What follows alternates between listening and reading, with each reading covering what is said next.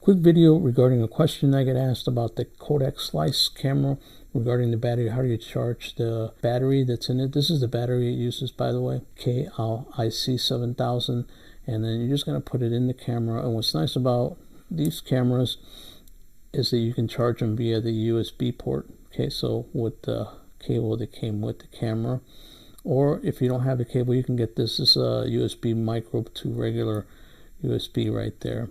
Okay, so you're going to do is you're going to connect the camera right there, and we're going to connect it to USB port on the PC or a power bank or another power source. It's USB, and what's going to happen is that once it's connected, you're going to see that that's going to light up. It's blinking, meaning that it's charging the battery, and when it's solid, it's going to stay lit, then it's going to shut off, meaning that the battery is charged and ready to go.